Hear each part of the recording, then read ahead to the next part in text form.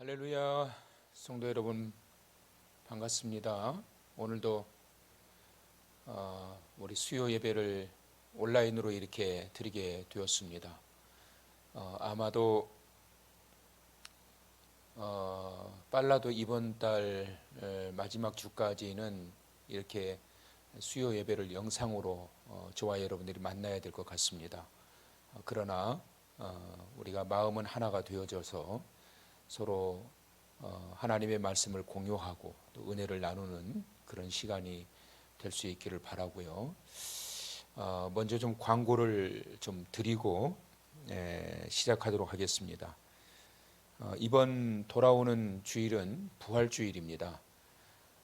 기독교 절기에서 가장 큰 두 절기를 뽑는다면 성탄절과 부활주일이죠.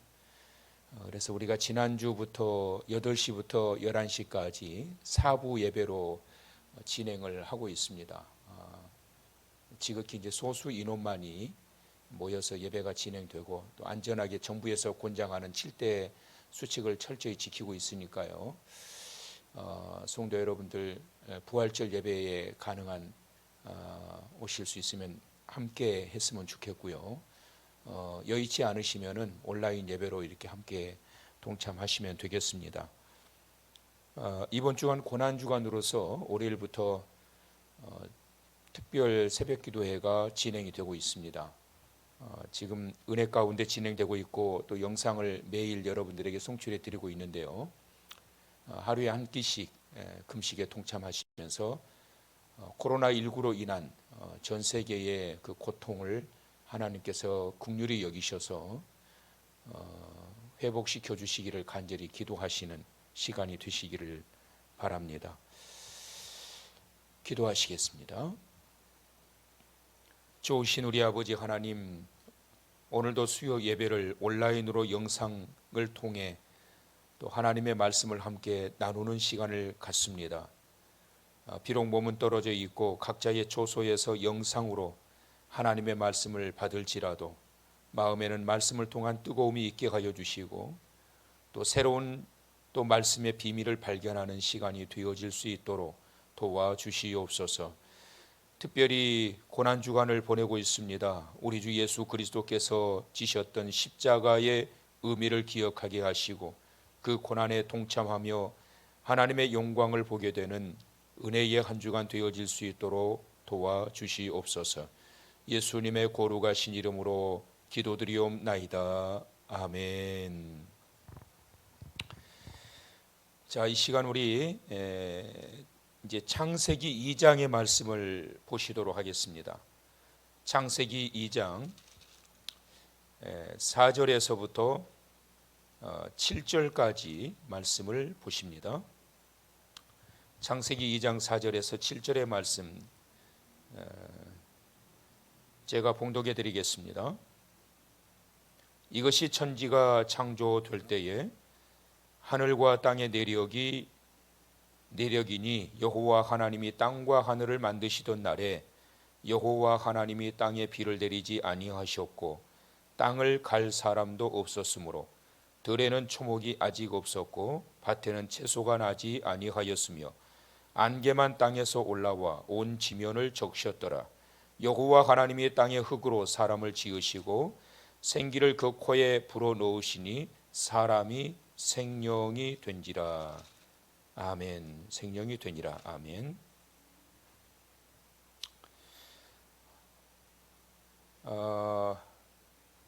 오늘은 PPT를 통해 가지고 우리가 이제 그동안 창세기 1장의 내용을 한 6주, 7주 말씀을 보았나요? 이 내용들을 다시 한번 이제 한번 살펴보면서 하나님의 창조하셨던 그 창조의 세계를 보면서 성경이 얼마나 과학적인지, 많은 사람들은 성경이 비과학적이다 그렇게 말을 하면서 과학과 대치되는 부분이 너무 많다 이렇게 말하지만 사실은 성경은 과학보다 위에 있거든요. 그러면서도 굉장히 과학적인 게 성경이에요. 그래서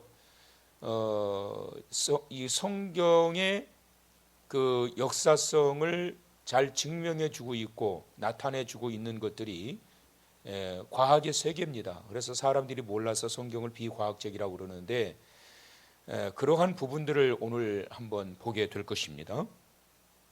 그리고 이제 창세기 2장 4절에서부터 7절의 말씀을 보았는데요. 이 본문의 말씀에 대한 사람들의 의문점이 굉장히 많습니다. 어떤 의문점이냐면 이미 창조가 끝났는데 2장 4절에서부터의 내용은 또 뭐냐?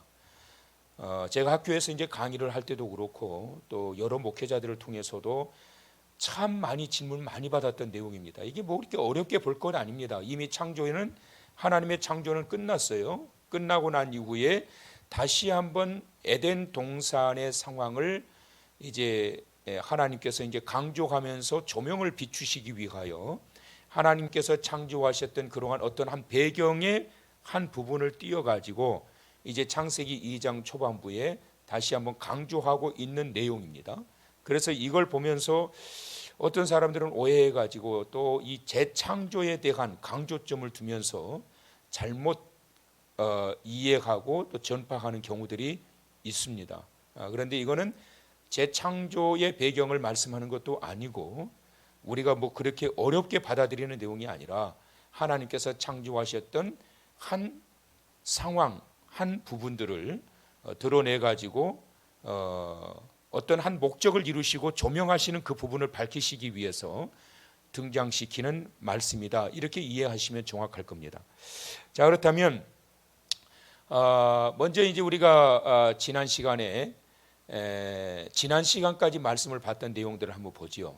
먼저 창세기 1장 1절에 태초에 하나님이 천지를 창조하시니라. 그러면서 이제 말씀이 이제 시작이 되면서 첫째 날 창조가 빛과 어둠의 세계를 창조하셨다라고 했습니다. 그러면서 첫째 날 빛의 세계와 넷째 날 광명체의 세계는 같은 의미가 아니라 이것은 차원이 다른 그러한 세계를 말씀하고 있다라고 그랬습니다. 넷째 날 빛의 세계는 지금 우리가 누리고 있고 혜택을 받고 있는 이러한 광명체, 세상을 비추고 있는, 지구를 비추고 있는 우주에 떠 있는 그러한 행성들을 의미하고 있는 거고요. 첫째 날의 빛은 하나님의 절대적인 주권 가운데 어둠을 물리치시는 영적인 하나님의 그 영광의 기운, 영광의 빛이다. 이렇게 이제 말씀을 해석해 드렸습니다. 뭐 성경 두 구절만 여러분 한번 좀 찾아보실까요? 자, 요한복음 1장 4절의 말씀을 보시게 되면 그 첫째 날 창조하셨던 빛의 세계에 대한 의미가 나와 있습니다. 1장 1절에 태초에 말씀이 계시니라. 이 말씀이 하나님과 함께 계셨으니 이 말씀 곧 하나님이시니라. 1장 1절에 이렇게 말씀하시면서 예수 그리스도를 소개하고 있는 거지요. 그러면서 이제 첫째 날 빛의 창조가 있었는데 1장 4절 그 안에 생명이 있었으니 이 생명은 사람들의 빛이다. 그래서 빛과 생명을 함께 어우러서 강조하고 있습니다. 그래서 생명의 빛, 하나님의 영광의 빛, 이것이 어둠 가운데 있을 때에 비추게 되면서 5절에 빛이 어둠에 빛이 돼 어둠이 깨닫지 못하더라. 자, 이 5절의 말씀을 잘 보시게 되면 빛의 세계와 어둠의 세계가 지금 어떻게 돼요? 분리되어 있나요? 공존하고 있나요? 공존하고 있는 거예요. 빛이 어둠에 빛이 돼 어둠이 깨닫지 못하더라. 그러니까 한순간에 빛이 될 수도 있고 어둠이 될 수도 있다라고 하는 사실을 강조하고 있는 겁니다. 자, 한 구절 더 보시면 고린도후서 4장의 말씀을 한번 보시죠. 자, 고린도후서 4장 6절의 말씀을 보시게 되면 이런 말씀이 나옵니다. 어두운 데에 빛이 빛이라 말씀하셨던 그 하나님께서, 자, 이게 이제 첫째 날 하나님 창조하셨던 모습이지요. 어두운 데에 혼돈과 공허와 흑암이 기품에 있던, 그렇죠? 그래서 어두운 데에 빛이 빛이라 말씀하셨던 그 하나님께서 예수 그리스도의 얼굴에 있는 뭐죠? 하나님의 영광을 아는 빛을 어디에? 우리 마음에 비추셨느니라 그랬습니다. 그래서 이 첫째 날 이 빛의 세계는 하나님의 영광의 빛, 하나님의 영광의 빛, 이것이 임하면서 어두움의 세계가 물러가게 되었다. 그런데 물러갔지 사라진 것이 아니다. 그 영광의 빛이 임하는 그 순간에 은혜가 충만하고 성령이 충만하게 되지만, 그러나 또 어느 순간 빛이 물러가고 어두움이 나를 강하게 사로잡히게 되면 그 자리는 또 어둠의 자리가 될 수 있다라고 하는 그러한 것을 우리가 보았습니다. 그 다음에 이제 둘째 날 궁창을 만드셨다고 그랬죠. 지구를 물로 덮고 있었는데 윗물과 아랫물로 가르면서, 아랫물은 지구 위로 밑으로 이제 완전히 떨어지면서 그 바닷물이 되게 되고요. 그 다음에 윗물로 올라갔던 그것이 이제 궁창 위에 물이 된 겁니다. 그래서 오늘 이제 나누려고 하는 것이, 지난주에 제가 말씀드렸던 것처럼 궁창 위에 물이 뭐냐, 궁창 아래의 물은 바닷물이니까 우리가 충분히 뭐 그건 이해가 되지요. 그런데 궁창 위에 물이 있다, 이게 이해가 되십니까 여러분? 이게 이해가 안 되실 거란 말이죠. 그래서 오늘 이거를 우리가 한번 좀 보려고 합니다. 자, 첫째 날 이렇게 빛을 만드시고, 둘째 날 궁창 위에 물과 궁창 아래의 물이 강조되고 있죠. 그 다음에 셋째 날은 이제 땅을 만드셨던 내용이 나옵니다. 자, 그런데 이제 창세기 1장 7절과 8절의 이 내용을 보시게 되면 하나님이 궁창을 만드사 궁창 아래의 물과 궁창 위의 물로 나누게 하시니 그대로 되니라. 하나님이 궁창을 하늘이라 부르시니라. 저녁이 되고 아침이 되니 이는 둘째 날이니라. 이렇게 이제 말씀하십니다. 자, 그런데 이제 7장 11절에 보게 되면 노아가 600세 되던 해 둘째 달 2월이지요. 곧 그 달 11의 날, 그러니까 2월 17일입니다. 2월 17일 날, 노아 600세, 600년 2월 17일 날, 그날의 큰 기품의 샘, 그날 2월 17일에 큰 기품의 샘들이 터지며 그 다음에 뭐라고 나오지요? 하늘의 창문들이 열려, 이 부분입니다. 지금 성경은 뭐라고 말씀하고 있느냐면 노아의 홍수 심판이 임하는데 그 심판이 출발되어지는 시점을 소개할 때 어떻게 홍수 심판이 일어나게 됐다고 말씀하시느냐 하면, 하늘의 창문들이 열리면서 홍수 심판이 일어났다라고 말씀하고 있는 거예요. 창문, 여러분 창문이면 어때요? 액체인가요? 고체인가요? 물은 액체인가요? 고체인가요? 그렇지요. 물은 액체고 창문은 고체잖아요. 근데 성경은 지금 액체 형태로 말씀하고 있지 않고 고체 형태로 강조하고 있다라는 거예요. 왜 그랬을까요? 하늘에 물들이 그냥 쏟아졌다 이렇게 말씀하지 않고 하늘에 창문들이 열렸다, 창문이라고 하는 고체 상태를 강조하고 있다라고 하는 부분에 대해서 우리가 좀 한번 눈여겨볼 필요가 있습니다. 자, 지구를 둘러싸고 있는 지금 물층입니다.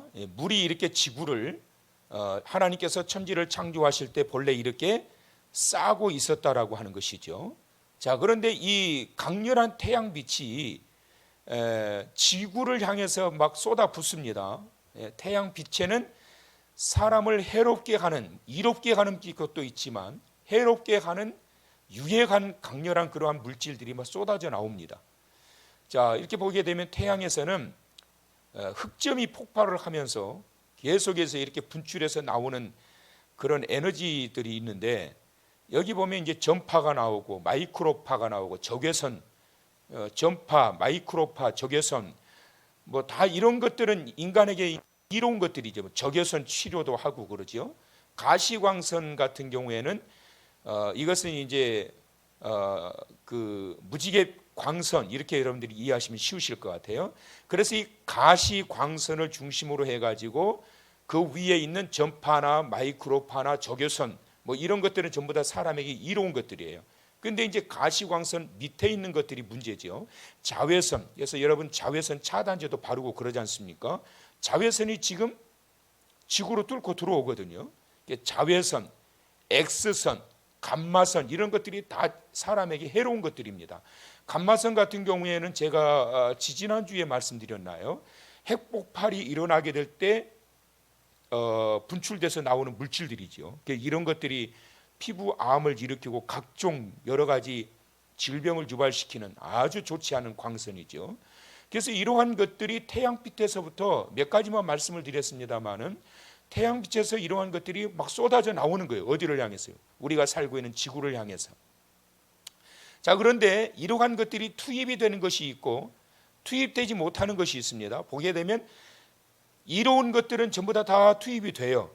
그런데 투입되지 못하는 이러한 이롭지 못한 해롭게 하는 것, 자외선이나 X선이나 감마선 같은 것들은 이런 것들이 투입이 되지 못하게 하셨어요. 하나님께서. 왜 그렇게 투입이 못하죠?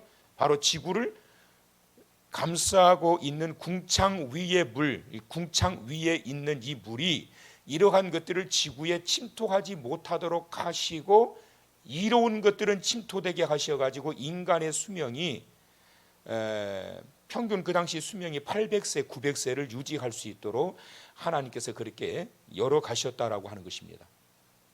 자, 그런데 창세기 7장 11절에 보니까 노아가 600세 되던 해 둘째 달 2월 17일 날 그날 큰 기쁨의 샘들이 터지며 큰 기쁨의 샘들은 바로 지하수지요. 지하수가 터져버린 거죠. 그리고 하늘, 그러니까 궁창 아래의 물들이 터졌고 궁창 위에 물이 열렸는데 그거를 하늘의 창문들이 열려 그랬습니다. 이 하늘의 창문들이 뭘까요? 바로 이거죠. 이거 지구를 둘러싸고 있는 하늘, 바로 대기권에 있는 이 물층입니다.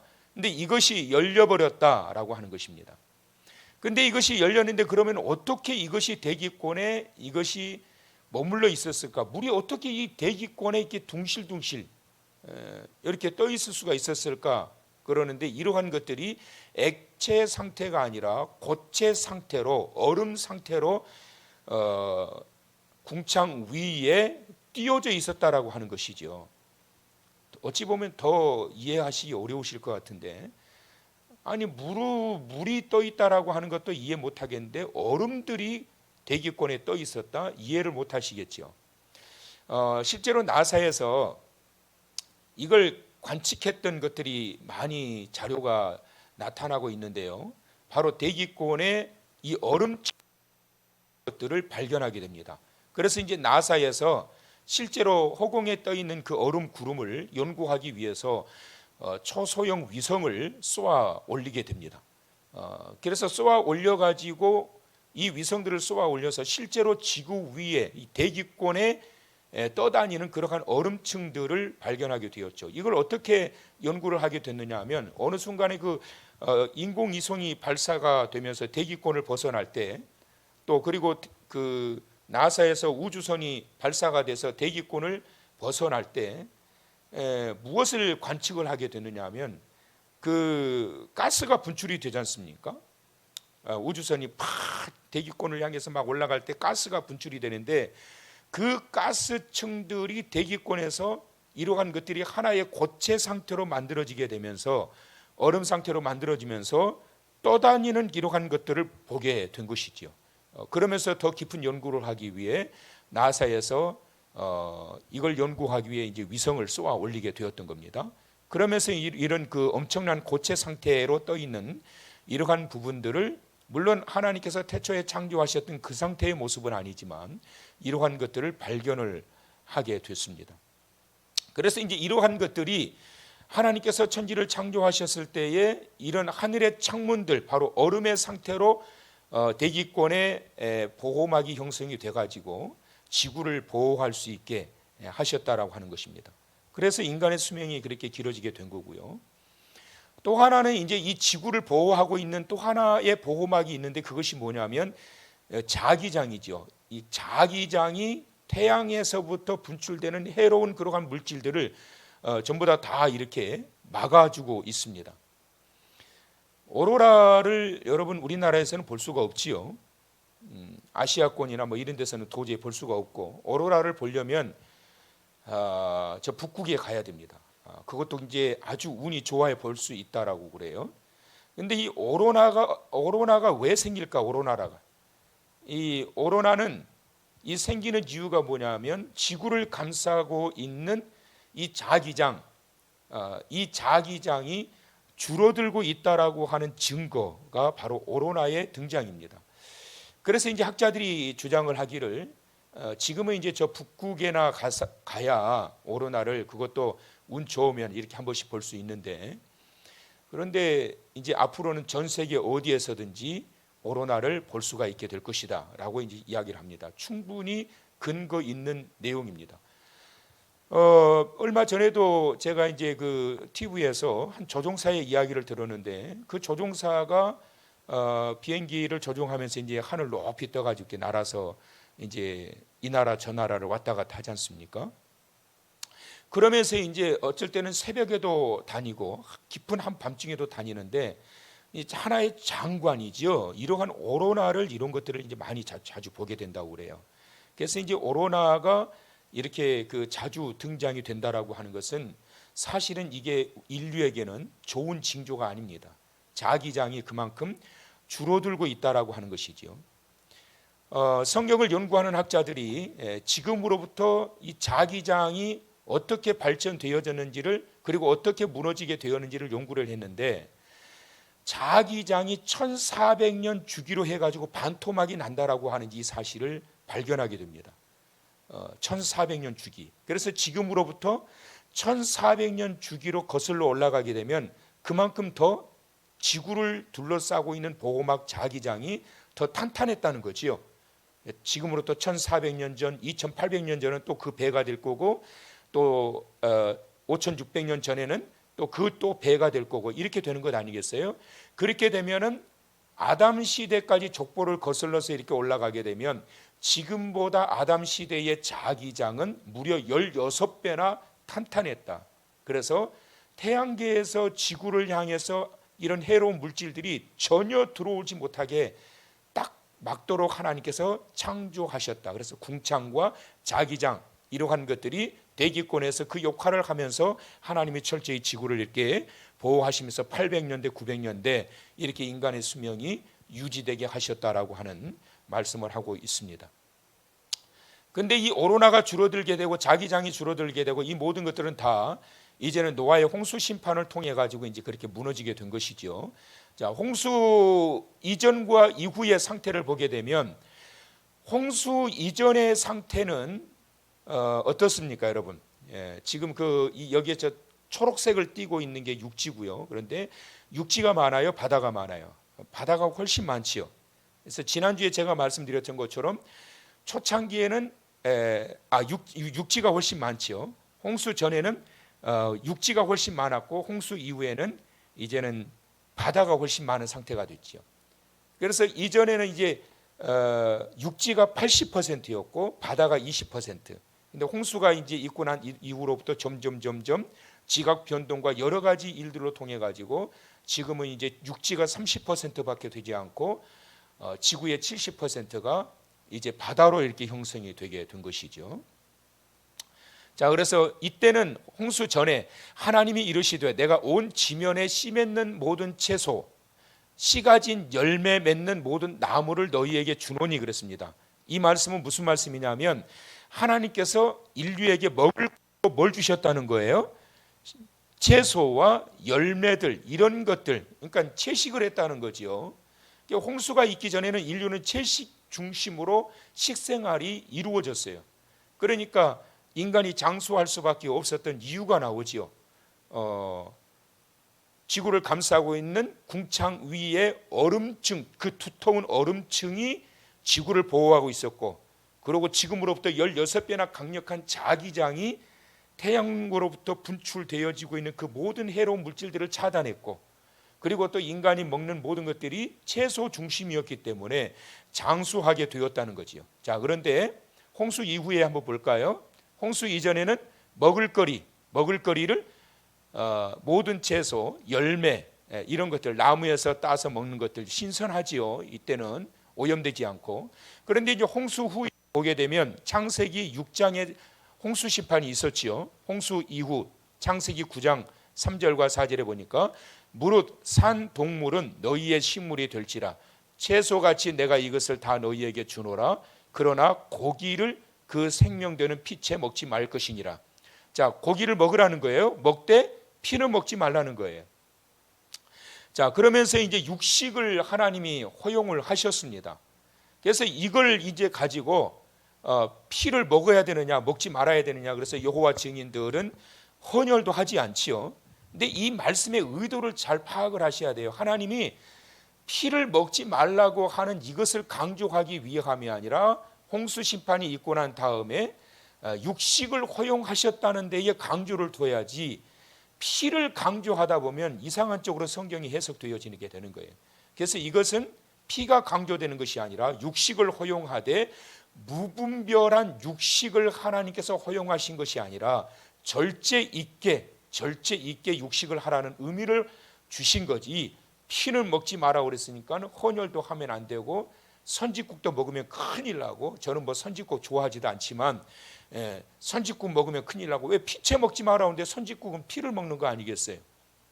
그러니까 그렇게 해석을 하면 안 되고, 하나님께서 육식은 허용하였지만 무분별하게 먹지 말라. 무분별하게 먹다 보니까 이제 고기를 너무 많이 먹어가지고 비대해지기 시작하고 성인병 걸리기 시작하고 이렇게 되는 것 아니겠어요?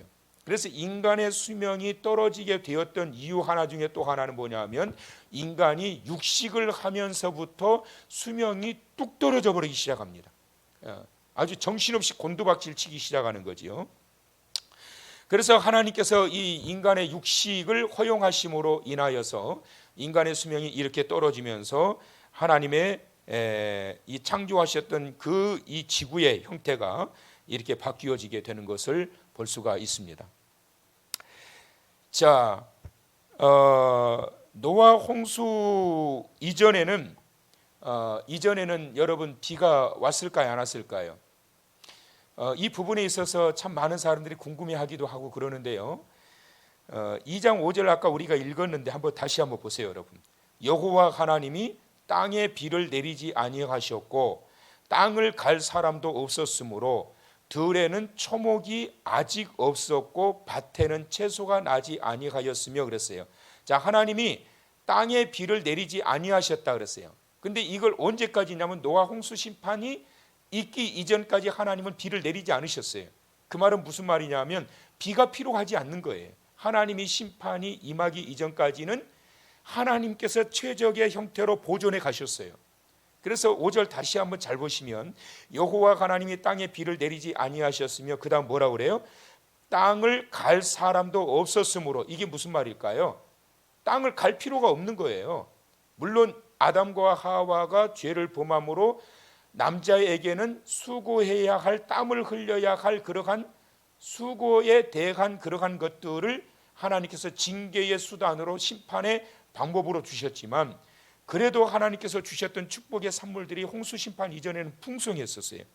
그래서 땅을 갈 필요도 없었고 들에는 초목이 아직 없었고 밭에는 채소가 나지 아니하였으며, 이건 이제 창조하시는 그 상황의 배경을 이제 보여주고 있는 거죠. 그러면서 6절에 보니까 안개만 땅에서 올라와 온 지면을 적셨더라 그랬어요. 그러니까 비가 내리지 않고 안개만 땅에서 올라오면서 지면을 적시는 형태, 이런 형태로 비가 와가지고 적셔지는 것이 아니라 안개가 올라와서 적셔지는 그러한 형태가 되었던 것입니다. 그러면서 이제 노아 홍수 심판 때 비가 오는 거예요. 그럼 여러분 상상을 해보세요. 노아가 120년 동안 하나님의 심판에 대한 메시지를 전합니다. 이 120년이라고 하는 창세기 6장에 나온 이 120년이라고 하는 것은 하나님께서 타락한 인류에게 하나님의 심판을 경고하시면서 회개의 기간으로 주신 거거든요. 120년 동안 계속해서 선포를 하는데 뭐라고 선포해요? 비가 온다는 거예요. 비가. 그런데 이 사람들이 비가 뭔지도 모르고 하늘에서 물이 떨어진다? 상상할 수 없는 일이에요. 그러니까 이 사람들이 믿지를 못하는 거지요. 하늘에서 어떻게 물이 떨어져? 하늘에서 물이 떨어지지 않지. 물 떨어지는 거 봤어? 이 바보 아니야? 노아가 완전히 바보가 된 것이지요.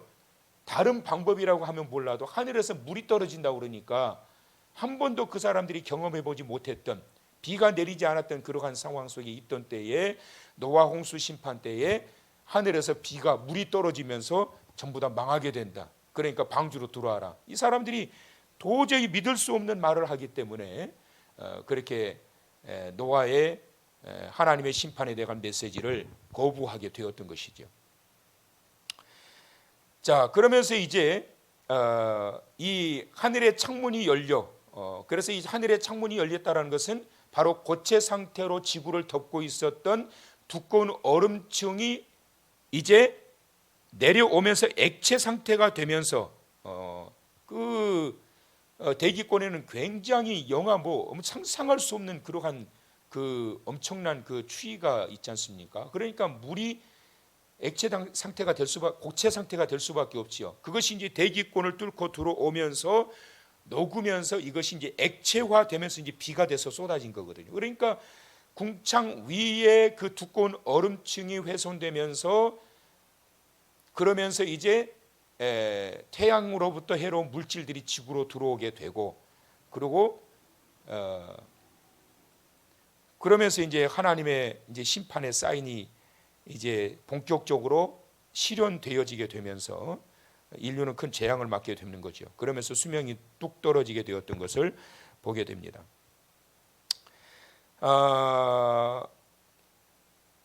그리고 홍수 심판 이후에 또 생기게 되었던 것이 있는데요. 그것이 뭐냐면 추위와 더위라고 하는 것인데, 자 8장 창세기 8장을 한번 보세요. 8장 22절. 홍수 심판이 있고 난 다음에 하나님이 말씀하시죠. 땅이 있을 동안에는 심음과 거둠과 추위와 더위와 여름과 겨울과 낮과 밤이 쉬지 아니하리라 그랬습니다. 추위와 더위가 있게 된다라는 말씀을 하세요. 이 이전에는 하나님께서 이 지구의 상태를 최적의 환경으로 하나님이 만들어 주셨어요. 최적의 환경. 그래서 인류가 죄를 범하고 난 다음에 경험하게 된 하나의 현상 또 하나가 뭐냐면 추위와 더위가 임하게 된 거예요. 그래서 사람의 수명이 자꾸만 줄어들게 되고 각종 질병이 일어나기 시작한 것은 뭐냐면 추웠다 더웠다 추웠다 더웠다 막 이런 것들이 이제 지구에 덮게 되면서 나타나게 된 것입니다. 자, 하나님께서 홍수 심판 이후에 육식을 허용하셨습니다. 무분별하게 먹어라.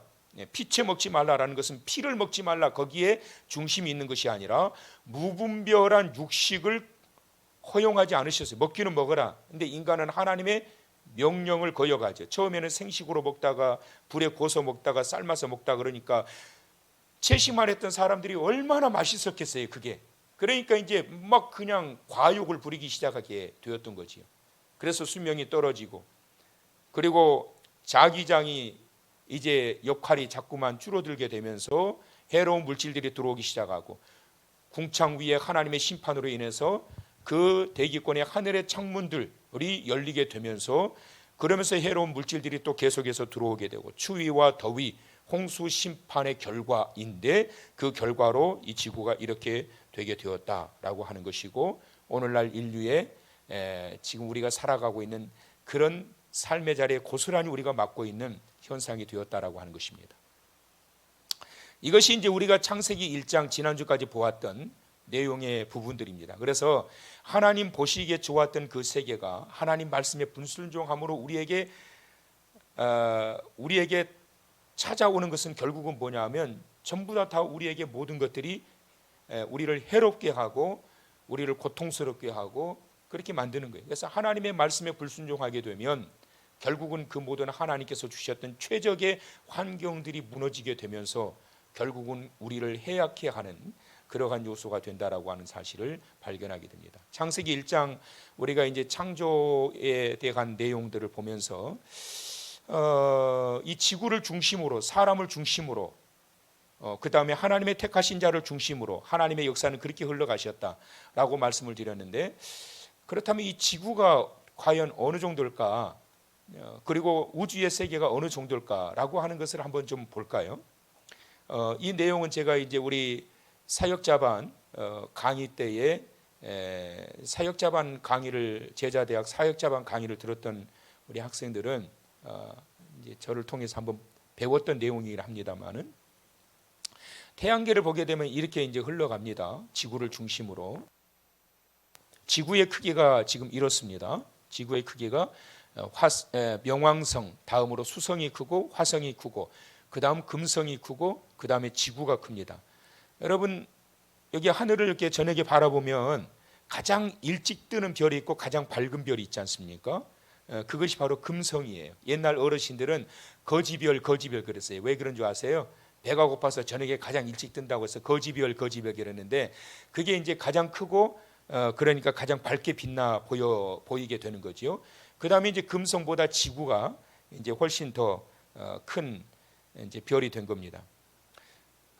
지구의 이 한 둘레의 길이가 어느 정도나 될 것 같으세요, 여러분? 금성보다 더 큰 지구인데 지구의 둘레를 측정했던 사람이 지금으로부터 2000년 전 북아프리카의 그 세계적인 과학자 바로 에라토스테네스라고 하는 이 사람이 세계적인 과학자고 그는 수학자이기도 하고요.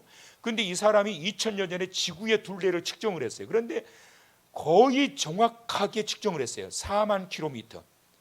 오늘날 과학자들이 거의 정확하게 이제 측정을 한 게 4만 74킬로미터거든요. 지구의 둘레가. 그러니까 거의 정확하죠. 2000년 전에 과학이 발달하지 않았을 그때의 에라토스테네스라고 하는 이 과학자가 우리가 살고 있는 지구의 둘레는 바로 4만 킬로미터다. 뭐 크다면 크면 크고 작다면 작지요. 여기에 이제 지금 현재 77억의 인구가 살고 있고 우리나라는 약 5,500만의 인구가 살고 있고 남북한 합쳐서 약 7,500만이 살고 있고 그리고 바다가 70%, 육지가 30% 이렇게 이제 구성되어 있지요. 여기에서 뭐 우리 대한민국은 크기를 보면은 어때요? 아주 작지요. 근데 그것도 또 남북으로 갈라졌어요. 근데 또 남북으로 갈라졌는데 또 거기서 또 서로 지금 국회의원 되겠다라고 지금 난리 아닙니까? 하나님 보실 때 얼마나 아주 미세한 존재예요. 이 지구 안에 아주 뭐 찾기도 힘들어요. 우리나라 지도는 그것도 남북으로 갈라져 있는 그 땅. 자, 그렇다면 지구보다 큰 별이 있을까요? 보실래요, 여러분? 자, 이게 지구예요. 이거 금성이고요. 지구입니다. 지구보다 큰 별이 해왕성이에요. 해왕성보다 큰 별이 천왕성이에요. 천왕성보다 큰 별이 토성이에요. 그것보다 큰 별이 목성이에요. 자, 그러면 여러분 보세요. 지구하고 목성하고 한번 크기를 비교해 보세요. 얼마나 될까요? 목성 같은 데 가서 살면 좋겠지요. 이것만 보더라도 이 지구 안에 존재하고 있는 나와 목성, 하나님이 만드신 목성과 비교해 볼 때 얼마나 아주 약한 존재라는 것을 알게 되지요. 목성보다 더 큰 별이 있을까요? 있지요. 자, 이게 목성이고요. 이게 태양입니다. 태양이 이렇게 커요. 지구는 어디 있어요? 여기 있네요. 자, 지구와 태양을 비교해 보세요. 지구와 태양의 크기를 비교하면 지구보다 태양이 109배가 커요. 엄청난 거죠. 109배나 큰 이 태양은 제가 몇 주 전에 말씀드렸습니다마는 지금 우리가 보고 있는 이 태양은 시간적으로 볼 때 5분 전에 태양을 보고 있는 거예요. 그러니까 현재의 태양을 볼 수 없어요. 그만큼 거리가 있기 때문에 그 빛의 속도로 우리 지구까지 도달하면서 보여지고 있는 비추어지고 있는 태양은 이미 과거의 태양이지 우리가 현재의 태양을 볼 수가 없어요. 현대의 태양을 보려면 어떻게 해야 될까요? 우주선 타고 태양을 향해서 날아가야 돼요. 근데 가까이 못 가죠. 녹아버리죠. 109배나 큰 태양, 이거보다 더 큰 행성이 있을까? 있지요. 자, 이게 태양이에요. 태양보다 큰 별이 시리우스, 이거보다 더 큰 별이 카펠라, 이거보다 더 큰 별은 아쿠투루스. 지구보다 109배나 큰 태양과 아쿠투루스라고 하는 행성과 비교해 보세요, 여러분. 다 하나님이 만드신 별이에요. 상상이 가세요? 상상이 안 되죠. 그럼 아쿠투루스보다 더 큰 별이 있을까 없을까요? 있지요. 자, 보세요, 여러분. 이게 아쿠투루스예요. 아쿠투루스보다 더 큰 별이 리겔, 이거보다 더 큰 별이 알데바란, 이거보다 더 큰 별은 안타레스, 이거보다 더 큰 별은 베텔기우스. 하나님이 넷째 날 해와 달과 별과 행성들을 만드셨을 때 만들어 놓으셨던 행성들이 물론 이제 거기에서 뭐 충돌을 통해서 사라진 별들도 있고 새로 또 이렇게 등장하는 별들도 있고 그런데 어마어마하지요. 더 큰 게 있을까요? 보세요, 여러분. 아까 봤던 베텔기우스보다 더 큰 WV10A 어마어마하지요. WV10A. 자, 이것과 태양, 지구보다 109배가 큰 태양과 WV10의 A와 비교를 해보니까 어때요? 근데 더 놀라운 것은 뭐냐면 이렇게 찾아냈던 행성들은 과학자들이 찾아냈던 행성들 가운데 0.2%도 안 된다는 거예요. 그럼 뭘 말씀해 주고 있죠? 하나님이 6일 동안 세상을 창조하시고 특히 4일절 넷째 날 광명체를 만드셨을 때 얼마나 어마어마한 그러한 우주의 공간을 하나님께서 두셨는가라고 하는 것을 보여주는 말씀인 거예요. 상상할 수가 없는 세계가 우주에 펼쳐져 있어요. 그래서 수많은 이때까지의 모든 과학자들이 우주의 비밀을 파헤치기 위해서 머리를 쥐어짰어요. 근데 파헤치지를 못해요. 다. 앞으로 등장하는 과학자들도 역시 마찬가지예요. 제가 장담하는데 아무리 뛰어난 그러한 과학자들이 나타난다 하더라도 우주의 비밀을 100% 파헤칠 수 있을까? 천만의 말씀이에요, 여러분. 하나님께서 우리에게 주신 이 두뇌도 100% 다 쓰지 못하고 죽는다고 그러잖아요. 그 세계적인 석학이었던 아인슈타인이 고작 20% 쓰고 죽었대잖아요.